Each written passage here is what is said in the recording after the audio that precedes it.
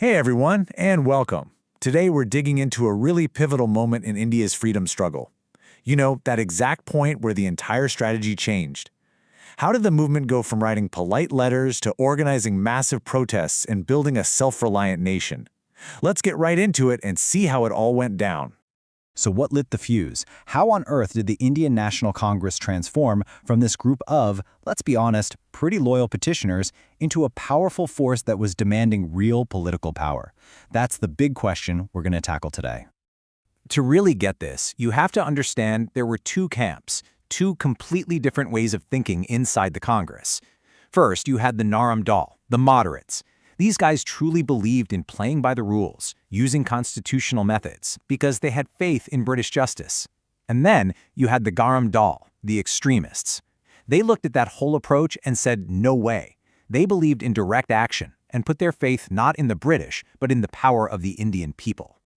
All right, let's rewind a bit. For the first 20 years of the Indian National Congress, from about 1885 to 1905, the moderates were completely in charge. Their way of doing things? Well, it was the only game in town. So what did their strategy actually look like? Well, it was known as the 3 Ps: prayer, petition, and protest.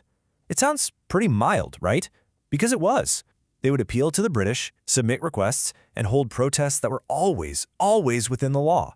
Their critics had a name for it: political mendicancy, which is a fancy way of saying political begging. Yeah, not exactly a compliment. So, the million-dollar question is, did it work? The short answer, not really. I mean, they got their one big legislative win, the Indian Councils Act of 1892, but it turned out to be a massive letdown. Sure, it gave Indians a few more seats on some councils, but it gave them zero real power. All it did was make people even more frustrated. Of course, this growing frustration wasn't happening in a vacuum. Right at the turn of the century, a whole series of events came together to create the absolute perfect storm for a much more radical approach to take root. And wow, what a storm it was. Just look at this. You've got devastating famines sweeping the country. Then, the government's response to the plague is so harsh that it leads to assassinations, and one of the most popular leaders, Bal Gangadhar Tilak, gets thrown in jail. And just to pour salt on the wound, they make the sedition law even stricter. You can just feel the pressure cooker heating up, right? And then, this guy shows up, Viceroy Lord Curzon. He was pretty much the villain of this chapter of the story. I mean, just listen to what he said. The Congress is tottering to its fall, and one of my great ambitions is to assist it to a peaceful demise. Yeah, you heard that right. He had nothing but contempt for what Indians wanted.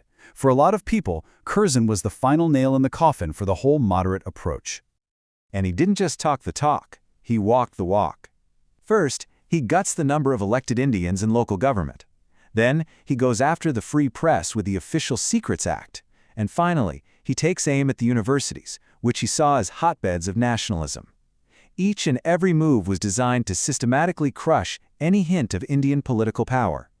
But all of that was just the warm-up act. Curzon had one more move up his sleeve, one single decision that was so arrogant it would backfire spectacularly and accidentally unite millions of Indians against the British. And here is the plan, laid bare. The official excuse they gave for partitioning the massive province of Bengal, oh, just administrative efficiency, boring paperwork stuff. But the real reason? Well, that was much more sinister. The real goal was to break Bengal, which was the nerve center of Indian nationalism. It was the oldest trick in the colonial playbook: divide and rule. They carved out a new Muslim-majority province and, get this, made Bengali speakers a minority in their own homeland. So the British thought they'd pull the fast one. They could not have been more wrong. Instead of putting the fire out, they basically poured gasoline all over it. The reaction was immediate, it was huge, and it sparked this incredible explosion of popular protest, the Swadeshi movement. Just imagine the scene on that day, October 16, 1905. The entire province went into mourning.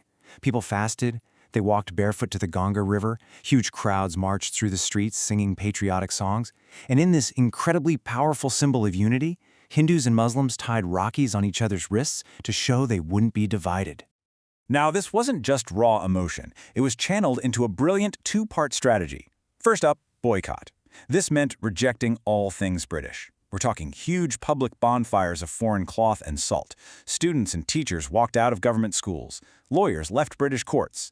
But you can't just boycott, you have to build. And that was the second part, Swadeshi, or self-reliance. This was all about promoting Indian-made goods, founding national schools, and starting Indian industries. It was driven by this powerful idea of Atmashakti, or self-power. This was a total game changer.